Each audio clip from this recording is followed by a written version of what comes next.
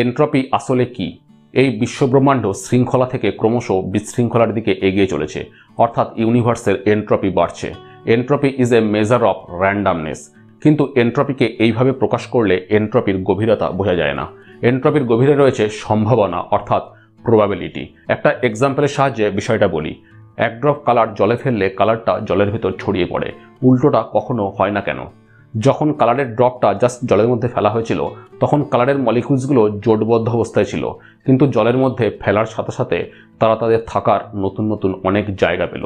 Equilibrium স্টেটে হাজার হাজার অবস্থায় থাকতে পারে, এমনকি প্রাথমিক অবস্থাতেও থাকতে পারে। প্রত্যেকটা স্টেটকে বলে এক একটা মাইক্রোস্টেট। প্রাথমিক অবস্থায় এইভাবে জোটবদ্ধ অবস্থায় থাকার মাইক্রোস্টেটের সংখ্যা ছিল একটা, কিন্তু ছড়িয়ে ছিটিয়ে থাকার জায়গা হাজার হাজার, মানে মাইক্রোস্টেটের সংখ্যা বেশি। অর্থাৎ কালারের মলিকিউলসগুলো চারিদিকে ছড়িয়ে থাকার প্রবাবিলিটি বেশি, তাই ছড়িয়ে পড়ে। যত বেশি মাইক্রোস্টেট তত বেশি entropy. Entropy is the measure of microstate. ইউনিভার্সের টোটাল এনট্রপি ক্রমশ বাড়ছে।